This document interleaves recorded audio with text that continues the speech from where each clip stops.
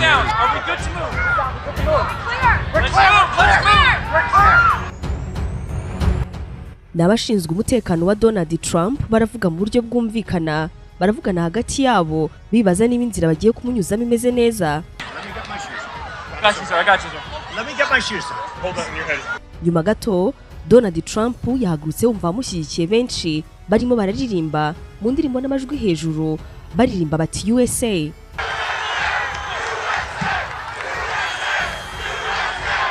Ibingibi byagenze bite kugira ngo bigere hano hose? Breaking news right now. We're getting word that former President Donald Trump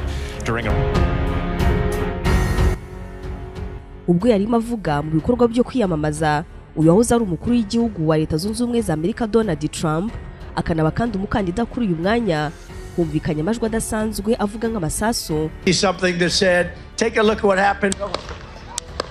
Ndetse n'amajwi yumvikanye kenshi aho nyuma gato yaho Donald Trump agaragara atungurwa kandi yikanga cyane. Yahise yunamanga kuri stage aho yarari kuvugira ndetse nk'uko abasha kubyibonera abari bamuri inyuma nabo barikanga. Donald Trump nyuma yaho abashinzwe umutekano Secret Service bahise baza birukanka vuba cyane kureba uko ameze. Bunamye umwanya utari mutanga yararyamye maze bamwegukana bamukingirije gusa bigaragara yuko afite amaraso yashotse no mu maso.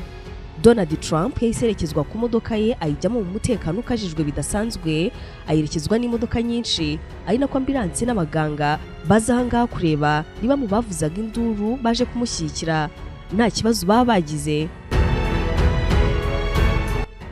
Uyu nguyu yitwa Retro n'umunyamakuru wa ABC7 Chicago aravuga uko ibintu byari bimeze ubwo bino byose byabaga. Ati Within minutes of former President Donald Trump taking the stage, we heard a series of popping sounds. Ubwo Trump yarakigera kuri stage hatangiye kumvikana urusaku rw'ibintu bimeze nk'amasasu maze nyuma gato yaho nibwo abashinzwe umutekano we birukiye kuri stage kureba neza ibyo ari byo.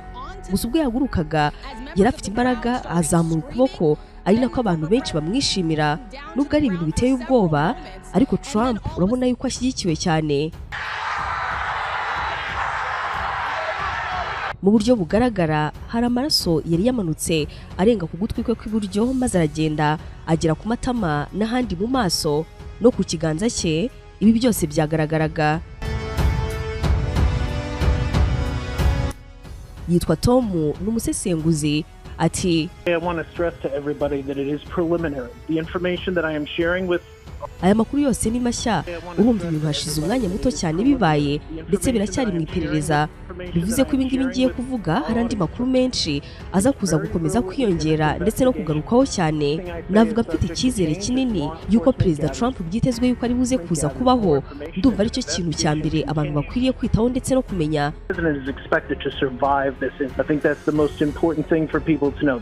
Donald Trump wahoze ayobora Leta Zunze Ubumwe za Amerika uyu akaba umukandida wa Republike ku mwanya w'umukuru w'igihugu byitezwe yuko ari buze kubaho. Nibyo twavuga byibanze kuri ibi bintu ugendeye ku byabaye. Former President of the United States Donald J. Trump, the Republican Party is expected to survive this. Aka kanya kandi navuga ko urusaku rw'amasasu rwumvikanye niba ari umuntu umwe ntawe ubizi niba ari babiri ntawe ubizi ubwoko bw'intwaro yaba yakoresheje ibyo byose ntawe ubizi icyabaye intandaro yabyo ibyo nabyo ntawe ubizi. Ijyari cyo kandi kigaragara nuko amakuru numva yavugwaho cyane nuko Donald Trump byitezwe yuko ari buze kubaho. Nyuma y'isaha uko kugerageza kurasa Donald Trump bibaye umuvugizi wa Trump yagize ati Perezida Trump arashimira inzego z'umutekano hamwe n'abatabaye bwangu nyuma y'iki gikorwa cy'ubunyamaswa ameze neza arimo kwitabwaho n'abaganga. Andi makuru ari buze kuza gukurikira. Donald Trump yarayirutse gutangaza yuko kuva mwaka wa 2022 mu myaka 2 ishize ubwo yavugaga yuko azongera kwiyamamaza ubuzima bwe bwahindutse ibibazo gusa atangira kwigirizwaho nkana abantu yita abanzi ba Amerika kandi ngo ari abanyamerika ubwabo abanyamerika ba fake ngo batangira kumugendaho ndetse no kumubuza kubaho nk'umunyamerika ufite uburenganzira busesuye. Ati nyamara ntabwo bazi yuko ibyo ntacyo bizahindura na gito ku buryo niyumva. Donald Trump atangaza ku mugaragaro yuko aziyamaza muri ano matora byari tariki 16 z'ukwezi kwa 11 mu mwaka wa 2022 yaramaze imyaka 2 avuye kuri uyu mwanya wo kuyobora leta zunze ubumwe za Amerika asimbuwe na Joe Biden. Uyu nguyu yakunze kenshi gushinja ngo we n'abambari be kumwiba amajwi. Donald Trump kino gihe yatangaje ku mugaragaro yuko aziyamariza mu matora ya perezida wa leta zunze ubumwe za Amerika 2024, aho mu ijambo rye yibanze ku kunenga uko politiki n'ubukungu bya Amerika byari bihagaze. Iki gihe Donald Trump ari mu rugo rwe i Mar-a-Lago muri leta ya Florida imbere y'abakunzi be bari bahakoraniye. Trump yasubiyemo intero yo kugira Amerika igihangange. Nanone iri jambo rye ryamaze isaha irenga. Trump yaragize ati, kugira ngo tugire Amerika nziza kandi nanone y'igihangange, iri joro ntangaje ko nziyamamaza ku mwanya wa perezida wa Amerika. Uyu wabaye umukuru w'igihugu wa Amerika uko umaze kugira imyaka 78, yamaze imyaka 4 ku butegetsi, aza gusimburwa na Joe Biden ubwo yashakaga manda ya kabiri. Iki gihe yakomeje muri no jambo rye agira ati, kuva ubu rero kugeza ku munsi w'amatora muri 2024 nzarwana kurusha undi wese wigeze ubikora mbere. Tuzatsinda abayiza nguni ba demokrate barimo baragerageza gusenya igihugu cyacu kandi bakirimo. Trump yavuze yuko mu myaka 4 ari ku butegetsi ngo abantu bose bari bameze neza, buri muntu wese arimo abaho uko abyifuza, ngo ndetse kurenza ikindi gihe cyari cyo cyose umunyamerika yigeze abaho yishimye. Trump yavuze ko ubukungu bwa Amerika bwari burimo kuzahuka, ndetse avuga yuko kuva yava ku butegetsi ubukungu bwazajwe na COVID, ariko kandi ngo Biden akabizambya kurushaho. Ati ubu turi igihugu kirimo guhirima. Aha nibwo yakomoje kwizamuka rikomeye ry'ibiciro muri Amerika. Ati rwose ibisi nabishakaga, nari nifitiye ubuzima bwiza bworoshye, ariko kandi ntabwo nabona igihugu kirimo kirasenyuka ngo maze nanjye nkihorere. Donald Trump kino gihe yakoze ibyo ubundi yarashize igihe aca amarenga yuko azongera kwiyamamaza, kandi muri no jambo rye yaragize ati, uku nguku ntabwo ari ukwiyamamaza gusa, ni ugushaka kurokora igihugu.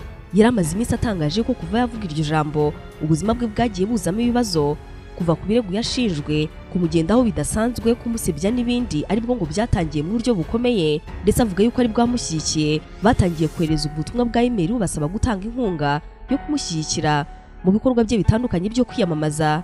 Bibaye kandi mu gihe ashize iminsi havugwa ibijyanye n'uburyo Biden benshi mu demokrate barimo kumusaba kwegura, banagaruka ku kiganiro mpaka cyamuje na Donald Trump, aho uyu mukuru w'igihugu wa leta zunze ubumwe za Amerika y'imyaka 81 y'amavuko yavuze ko yitwaye nayo muri kiriya kiganiro ngo kubera umunaniro yari afite. Ati, ntabwo numviye abakozi banjye, nakoze urugendo rw'indege mu gihe haburaga gato yangonze mu kiganiro mpaka. Ati ntabwo ibyo ngibyo bizongera. Ibyo rero bibaye mu gishyaka ry'abademokrate iringiri riri mu bwoba bwinshi, aho benshi muri abo bemera yuko ubuzima bwo mu mutwe bwa Joe Biden butari ku murongo, ndetse ko bunateje ikibazo, ndetse bamwe barimo abadepite banamusabye kureka kwiyamamaza, aho nyuma ya kino kiganiro mpaka byinshi byabaye nk'ibitakaje umurongo ku bari bashyigikiye Joe Biden ndetse n'abatari bari ku ruhande rwa Donald Trump. Nyamara nubwo ibyo ngibyo byose ari gutyo byari bimeze, bikaba n'ibintu byumvikana yuko birimo ibibazo, cyane cyane ku ruhande rw'abademokrate. Donald Trump n'abantu be bari bamaze iminsi batuje cyane, ntabwo barimo kuvuga cyane kuri Joe Biden, ibintu byagaragaraga nk'ibidasanzwe. Tugarutse kuri Trump, birumvikana abanyamerika ntabwo bakumva kuko gusa Donald Trump bashatse kumurasa, ntabwo babyumva, nta bindi bintu babanje kuvuga. Bati Donald Trump yabyikoze, kuriya yamanutse yahise yishyiraho amaraso atari ukuri. Bati ni gute bakurasa amasasa kumvikana, ariko kandi abaturage baje kukumva bagakomeza guhagarara bakakureba gutyo gusa. Nyamara ibyo ntabwo bikuraho yuko kugeza ubu perezida Joe Biden yamaze kugira icyo atangaza kuri kugerageza kwica Donald Trump, ndetse kandi n'andi makuru yandi arimo y'uburyo washatse kumurasa nayo kugeza ubu ngubu yamaze kwicwa, ndetse n'uburyo umuntu umwe hano yamaze kwasiga ubuzima. Ibyo nabyo turaje tubirebe mu kanya. Donald Trump ibyamubayeho byose uko biri kose, birumvikana yuko nta cyavanaho yuko ano makuru yose ari buze kuza gukomeza kwiganza mu binyamakuru ku isi henshi. Turaza kuza gukomeza kubigarukaho duhereye kuri izo ngingo tumaze kukubwira, yaba ari yuko Joe Biden hari icyo yabitangajeho, abo ngabo bose bamaze kwicwa, ndetse n'icyo Donald Trump kugeza kuri ubu yamaze gutangaza.